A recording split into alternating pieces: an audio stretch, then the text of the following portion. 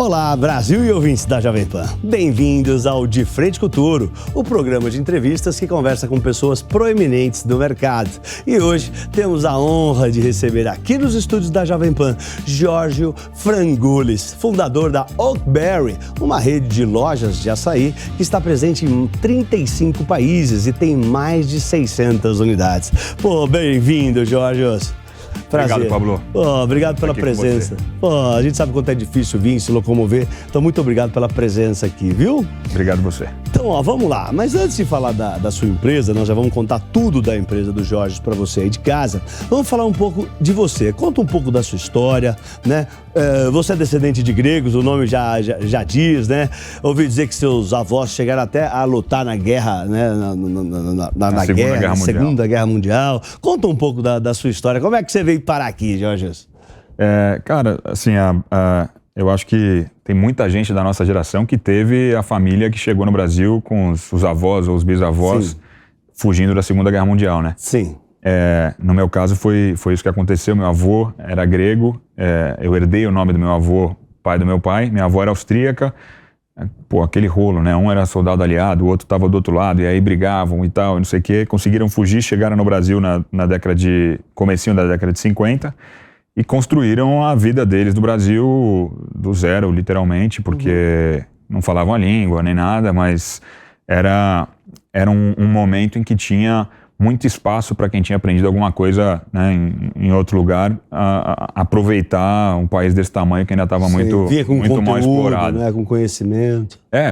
No caso do meu avô, o conteúdo que ele tinha cara, o que não faltava para quem estava lutando na guerra era comida, né? O soldado tinha comida. Aí ele chegou aqui e fez cozinha para fazer marmita, comida em larga escala.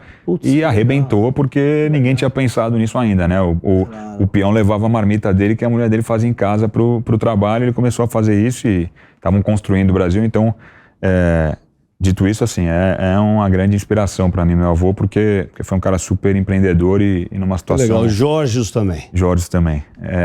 Metade da Grécia chama Jorge, né? Então não é tanta coincidência assim também. Tá.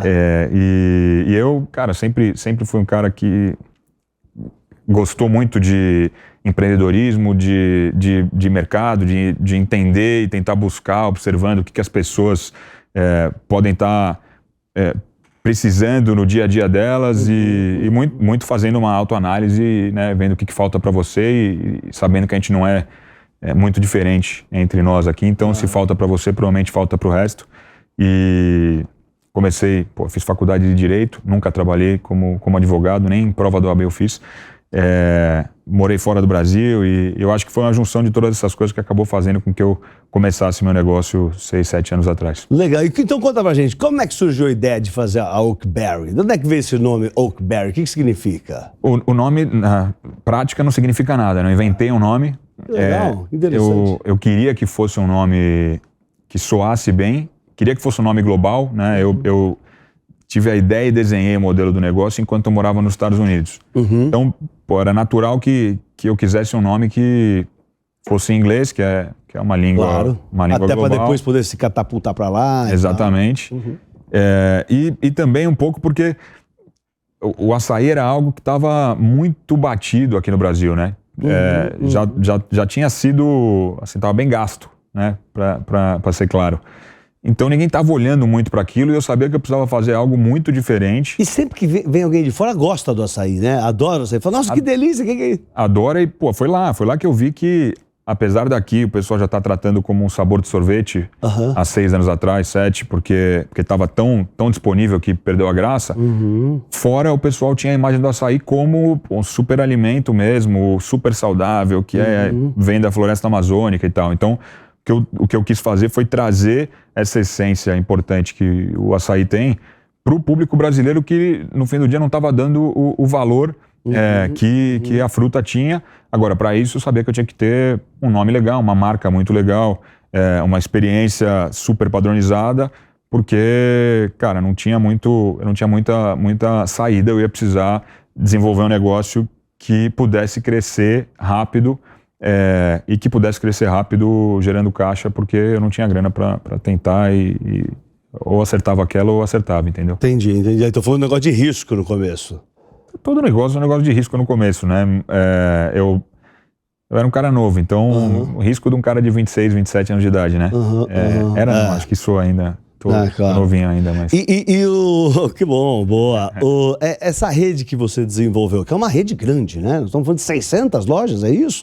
Em 35 países? Mais de 600 lojas hoje, em 35 países. A gente fecha esse trimestre com 40 países. Uau!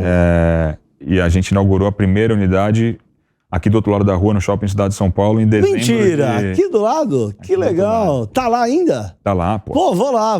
O pessoal da Jovem Pan ia bastante quando a gente abriu. Que deram legal! Uma força. E foram 600 e tantas unidades em 6 anos, né? Então, é demais, o pace de crescimento foi bem importante. E como é que essa sua rede melhorou o modelo de lojas de alimentação? Cara, eu acho que, assim, talvez seja um pouco de prepotência você conseguir falar onde você melhorou, né? Não, mas porque melhorou, como um todo, mas...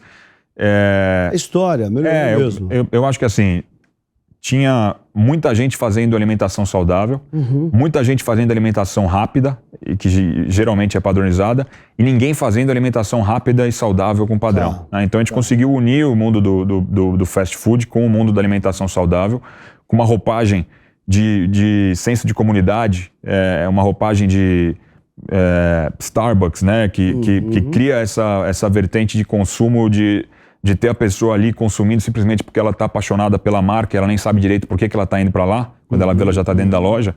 E eu acho que a gente conseguiu fazer isso de uma maneira que foi bem entendida pelo público e foi o que ajudou a gente a conseguir crescer nessa velocidade e consolidar a marca em 30 e tantos países aí. Muito legal. Ao mesmo tempo. E o açaí é algo bastante brasileiro, né? Bem abrasileirado.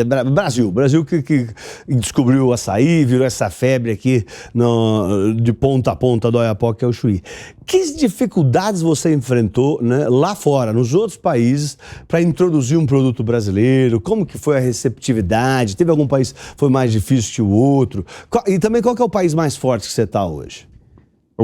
O açaí, ele é 100% brasileiro, né? Então, não tem açaí em nenhum outro lugar que não seja na floresta amazônica, ou na região amazônica, né? Então, é Pará, Amapá, Acre e Amazonas, é isso. Tá. Você pode encontrar um pouco de açaí no Peru, mas é na Amazônia peruana também, então é aí que tem o açaí. E o açaí, ele é quase que 100% nativo. Então, o legal é que você não precisa plantar o açaí. Ele está disponível na floresta amazônica e a população ribeirinha, ela sempre consumiu o açaí por subsistência, mas ela não entendia o valor que ele tinha para o mercado, tanto brasileiro, né, das grandes cidades, como internacional. E a gente consegue mostrar para a população ribeirinha que, através daquilo que ele usava para consumo próprio, ele tem mais valor do que cortar aquela palmeira de açaí para plantar qualquer outra coisa, no próprio açaí que já está lá, e se acaba forçando a floresta amazônica a ser preservada, porque na prática ele está botando mais dinheiro no bolso, explorando aquilo que já está disponível para ele. Então, e isso é algo que já era muito bem percebido fora do Brasil e que a gente conseguiu explorar na hora de comunicar com o público internacional. A gente sabe a importância que o público internacional dá para a sustentabilidade, para a floresta amazônica. E essa parte, né, de saúde, nas grandes cidades globais, ela é muito parecida, né? Todo mundo tenta comer mais saudável todos os dias, e então foi muito rápido da gente conseguir entrar em todos os mercados. Legal. Até a Arábia Saudita, que a gente chegou, ninguém nunca tinha visto açaí. Mas a gente chegou com a bandeira de a gente está servindo alimentação rápida e saudável, e o que a gente está fazendo aqui chama Oakberry. Então eles acham que Oakberry é a tradução de açaí lá hoje, tem 30 e tantas lojas, e virou Na Arábia Saudita? Na Arábia Saudita. Que legal! E virou E lá vende o quê? O gelado? Igual aqui, é a mesma coisa. É mistura Oakberry com as camadas, ou um smoothie, ou um bowl, né? Um copo. Encaixou muito bem ali com a cultura deles, assim como encaixou muito bem com a cultura da Austrália, que é um dos três países principais para a gente hoje. Uau. Estados Unidos, Austrália, e aí os países árabes Catar, Arábia Saudita, Emirados, Bahrein, Kuwait, são todos países que a gente tem uma presença importante e que tem uma representatividade grande no faturamento global da companhia também. Pô, que legal, vai longe mesmo, é o mundo inteiro então, né? A Austrália, a Arábia... Estamos nos 5 continentes. Caramba! E fora do Brasil, você tem algum produto do açaí diferente daqui ou não? É tudo padronizado? Tem algum país, esse país, sei lá, tem esse estilo aqui, a gente criou isso. O açaí em si, ele tem muito pouca diferença de formulação. Tem alguns mercados que tem um paladar um pouco menos doce do que o nosso aqui no Brasil, então a gente consegue controlar isso com alguma coisa que a gente vai usar para adoçar o produto, um agave, um açúcar demerara orgânico, alguma coisa do gênero. Mas é uma diferença muito sutil, você tem que ser um expert em Oakberry para perceber a diferença dessas receitas. O que a gente faz nos países árabes lá, o pessoal gosta de fruta seca, gosta muito de nozes, de nuts. Então a gente tem várias possibilidades ali. Você põe lá diferentes daqui. Nos Estados Unidos tem várias pastas de nuts, né? Que é algo que eles estão super acostumados, gostam e que aqui é caríssimo. Então aqui a gente consegue usar o amendoim, mas não dá para ter amêndoa, não dá para ter castanha de caju em pasta porque é inviável. Então a gente faz adaptações pequenas, culturais, com os acompanhamentos que a gente tem ali.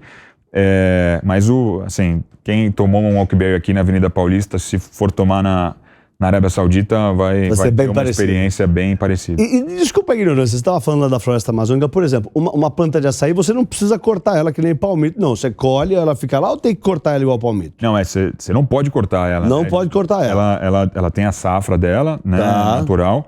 É uma palmeira, tem o palmito do açaí, que era o que acabavam fazendo antigamente, né? Até entender que a fruta tinha mais valor do que o próprio palmito.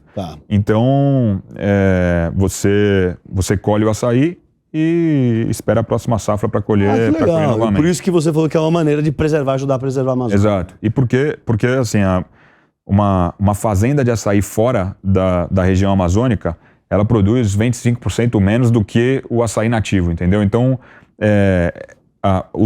toda a região tem que ser preservada para a planta trabalhar na performance máxima dela e conseguir entregar mais fruta, que no fim do dia é mais fomento para a região amazônica. Não, claro. E você manda containers de congelado, de açaí congelado. A gente é 100% verticalizado, né? Então, direto da árvore, nossa fábrica está no Pará, no meio da floresta. Você trabalha com as comunidades lá ribeirinhas? Sim. Pô, que legal. São todas cooperativas certificadas de produto orgânico, com toda a estrutura de segurança para poder, que a gente faz questão para poder trabalhar. Esse sourcing é feito muito próximo da fábrica. A fábrica limpa o fruto, prepara as barras de polpa, transforma aquilo no sorbet, que é o produto final.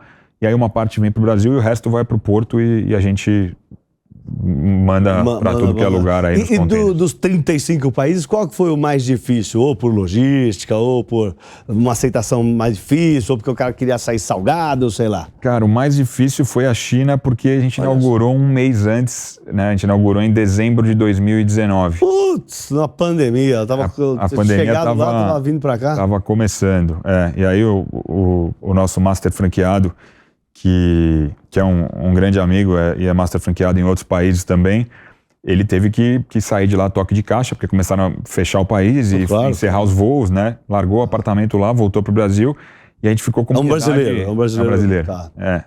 E a gente ele tem um sócio chinês, né? Tá. Agora, ficou, né? As cidades ficaram fechadas há muito tempo, então ali foi... Não foi por uma complexidade de mercado, mas foi por uma situação global que ninguém tinha controle. Agora, pensando no mercado que estava funcionando melhor, eu acho que os Estados Unidos é o mercado mais complexo. Ele é o melhor mercado, mas ele é o mais complexo por conta da competitividade que você tem ali. E não necessariamente de açaí, mas de outros produtos. De tudo, né? Você está competindo sempre no mais alto nível para conseguir trazer o consumidor para experimentar teu produto. Ali a gente sofreu um pouco mais com tentativa e erro, qual que é o ponto certo, é shopping, é rua, é essa cidade, é aquela. Hoje a operação vai muito bem nos Estados Unidos, em Nova York, em Los Angeles, em Miami. Foca capitais lá. O foco, capitais ou cidades universitárias, né? Que é um público que é super preocupado com saúde, conhece e tal. Vai na academia e depois... Mas tem... Assim, os Estados Unidos é um mercado que, se a gente tem 400 e poucas unidades no Brasil, os Estados Unidos é um mercado para mais de 2.000 unidades ao longo dos próximos anos. Hoje você está com quanto? Hoje o maior é o Brasil, tem 400 unidades no Brasil e 200 unidades no mundo. 240. Nos Estados Unidos está com quantas hoje? Nos Estados Unidos são 28 unidades. É bastante também. 28. Caramba. Nós estamos, semana que vem estamos indo para Nova York, tem 6 unidades abrindo lá, 6 na Califórnia, 4 na Flórida. A gente inaugurou Aspen agora, inaugurou Filadélfia, Washington DC. Inaugurou também. Aspen? Inauguramos legal. Aspen. A XP estava fazendo um evento grande. Eu tava lá com o pessoal. Você tava lá, que legal. Fiquei fugindo dos eventos, né? Mas... Não, eu vou para Nova York também. Onde é que vai ser em Nova York? Já tem em Nova York ou vai inaugurar agora? Tem 2 e estamos inaugurando mais 6. Aonde que tá lá? Eu vou no fim de Nomad, fevereiro. Na Broadway com a 27. Uma na McDougal, na frente do Mineta, dos hambúrgueres ali. Sim. E agora a gente está abrindo uma flagship no Sorro, uma no Penn Plaza, do lado da Penn Station. Caramba. Uma no Upper East, uma no Upper West. Isso com parceiros locais ou é você que vai abrindo lá? A gente está... A rede é 90% franqueada, mas a gente está agora alocando capital em operações próprias. No Brasil a gente fez um movimento de recomprar e abrir algumas unidades próprias ao longo do ano passado, e aí esse ano a gente está fazendo esse mesmo movimento em cidades específicas dos Estados Unidos, na Austrália e em alguns outros países com alguns parceiros pontuais. Tá, e você exporta também, porque eu estou me lembrando aqui, tinha um negócio de tapioca lá dos Estados Unidos. Sim, lá em Nova York, Lá em Nova York, lá até um amigo meu. E eu comi açaí lá. É seu açaí aquele lá? Não. Ah, tá bom. Açaí Oakberry só tem na Oakberry, não tem em outro lugar. Entendi. Então, para ter açaí seu, tem que ser uma loja da Oakberry. É isso. E você vende algo a mais além de açaí ou é só açaí, produtos do açaí? A gente desenvolveu alguns outros produtos, né? Então tem as barras de proteína, as Oak Bars, que são barras de proteína. De açaí. Tem açaí na receita.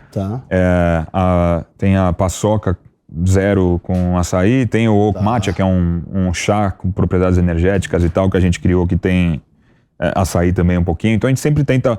O mercado de alimentação saudável, ele é grande, tem muito espaço, principalmente no Brasil.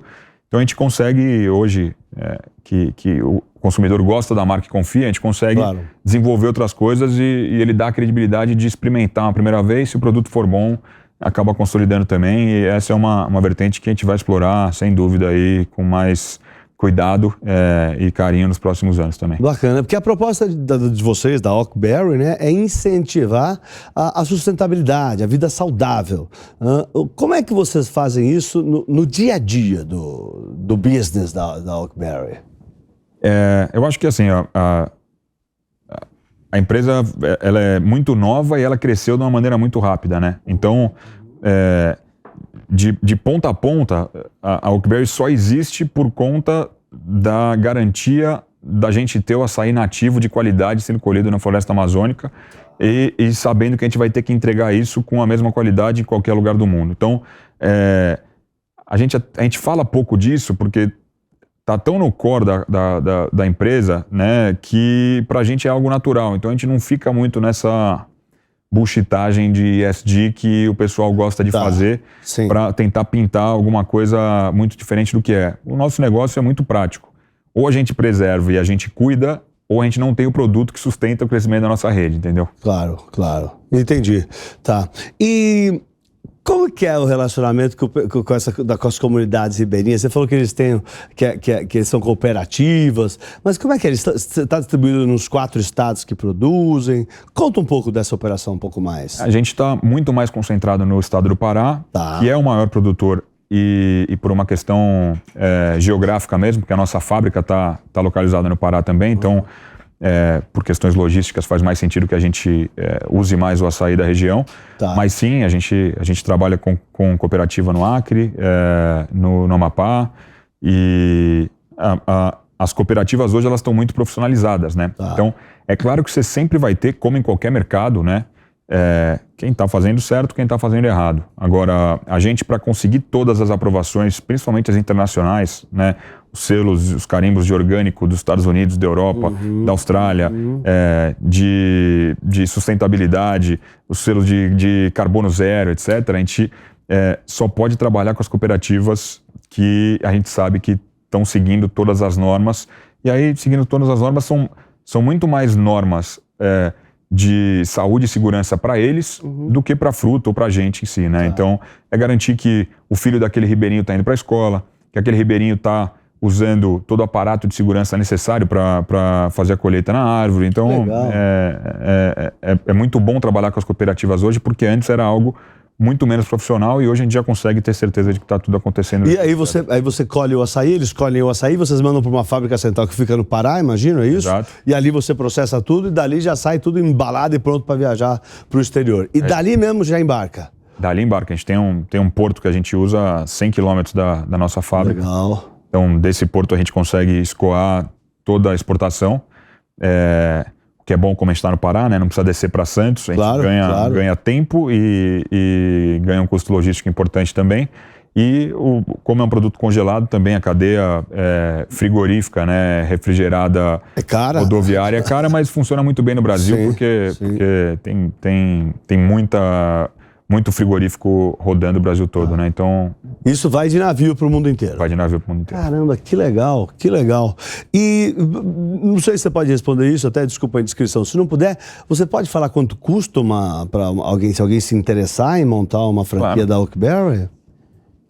No Brasil, algo como 160, 170 mil reais é o custo padrão para uma loja ou para um quiosque desses que a gente encontra na maioria dos shoppings de São Paulo, do Rio de Janeiro. Já montadinho, tudo pronto. Pronto para operar. Pronto para operar, já com estoque para a primeira virada. Exato. Tá bom. Taxa de franquia, o custo de implantação de uma loja all-in é isso aí, entre 160 e 170 mil reais. E como é que é o relacionamento seu com os franqueados? Como é que funciona? Se alguém estiver vendo, se interessou, fala, quero montar uma Oakberry.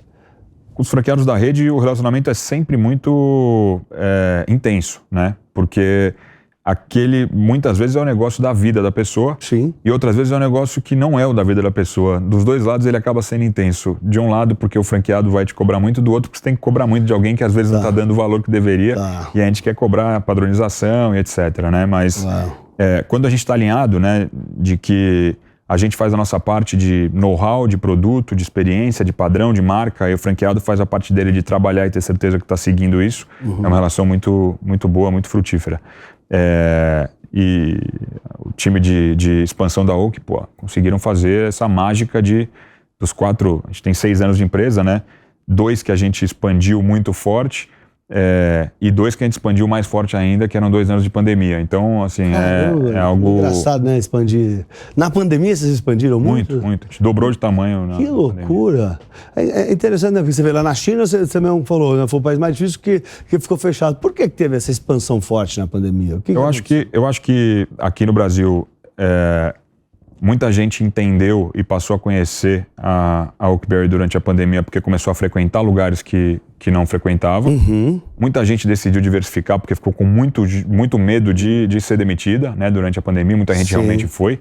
Então, uma franquia é sempre uma opção interessante na hora de buscar uma diversificação ou uma outra saída que não seja o CLT. Claro, empreender, essa é uma maneira de empreender. Né? Exatamente. Porque não é caro uma franquia nesses valores. É difícil a gente, né, é algo que entrega rentabilidade suficiente para ser um bom negócio. Né? Porque geralmente algo que entrega rentabilidade fica um ticket mais alto. Pode até ser mais barato, se dependendo da rentabilidade, mas é difícil você, com pouco dinheiro, montar um negócio que dê certo. Então, acho que junta aí esses... E o que você vê de expansão para a empresa? Né? Você falou que vai entrar em novos países. Que pode falar que esse país está na sua cabeça? O que você está pensando para os próximos anos da Oakberry? A gente verticalizou a companhia, né? Ou seja, passou a tomar conta de todo o processo fabril ao longo do ano de 2022. Então, essa é uma vertical muito importante. No fim da pandemia, quando estava acabando a pandemia, vocês falaram, não, vamos trazer tudo para dentro de casa. Exato. Então, isso é algo que é transformacional, super estratégico para a gente, que traz uma linha de receita importante para a empresa. Agora, a Oakberry já fatura mais fora do Brasil do que no Brasil, né? Então, caramba, mesmo com metade das lojas fora? Mesmo com... a gente tem... E 400 aqui? E 200 e poucas fora. Então, claro que tem o fator cambial que é super relevante aí, mas... fatura mais, mas tem custo maior ou tem mais lucro, bem mais lucro lá fora? Uma rentabilidade bem impressionante fora do Brasil. Então, a tendência é que assim, a gente está... O Brasil é um grande mercado, um baita país, mas a gente tem outros países tão bons quanto, né? Então, enquanto a gente só crescia no Brasil, hoje a gente consegue crescer ao mesmo tempo nos Estados Unidos, na Austrália, nos países árabes, na África do Sul, no Peru, na Colômbia. Então, é natural que essa expansão internacional ela vá se acelerando, ao mesmo tempo em que a gente continua sendo uma empresa brasileira, baseada no Brasil. Eu estou aqui, os meus sócios, fundadores, a gente está aqui, todos baseados no Brasil, com times espalhados pelo mundo, nos Estados Unidos, na Europa, na Austrália. Mas a tendência para o futuro do Oakberry e a grande geração de valor está na nossa expansão global, junto com a capacidade estratégica que a gente tem de fomentar esse crescimento, cuidando da cadeia toda. Muito legal. Que perspectivas vocês têm do setor de alimentação, num geral, assim, no Brasil e mundo afora? Vai crescendo a população, vai consumindo mais. Eu acho que o setor de alimentação, ele sempre é um dos que menos sofre e acaba sendo um dos mais estáveis, por mais complexo que seja o período. Claro que a gente teve, de novo, né, a pandemia, que foi algo muito complexo, e o setor de alimentação que não conseguiu correr para o digital e para o delivery sofreu muito por uma questão física, né? Você não tinha acesso a comprar aqueles produtos. Mas é um setor que, se bem trabalhado, é gerador de caixa, né? Então, eu acho que, especificamente falando do nosso mercado de alimentação saudável, a gente teve uma fase em que ela foi uma tendência e que muita gente buscou saber, experimentar, mas ela deixou de ser uma tendência e ela passou a ser o consolidado de como as pessoas consomem, né, no mundo, e é muito parecido em qualquer grande cidade. Então, você não precisa explicar muito. Acho que o mercado de alimentação saudável ele vai crescer porque ele passou a ser o padrão de consumo de alimento no mundo. E você tem uma operação online forte? Super forte, sim. Legal, bacana. Nós estamos chegando no fim da entrevista aqui, para o pessoal de casa conhecer um pouco mais sobre você. Tem uma parte aqui da entrevista que chama Bate Touro, que eu vou falar alguma coisa que... eu vou falar uma palavra e você vai me falar o que vem na sua cabeça. Primeira coisa que vem na sua cabeça. Tá pronto, Jorge? Podemos ir? Vamos. Então vamos lá. Um ídolo.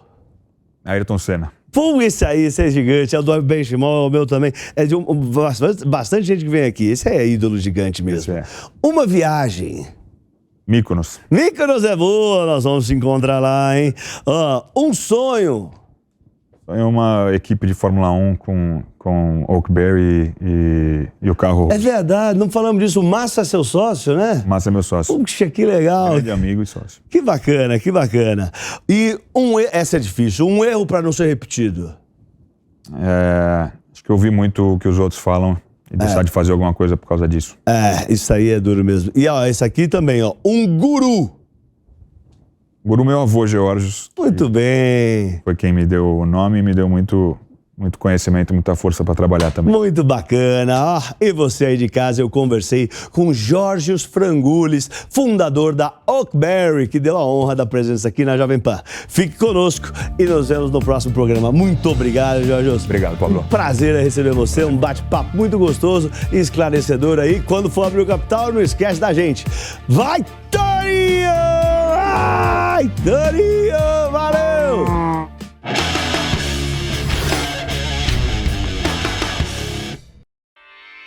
Realização Jovem Pan News.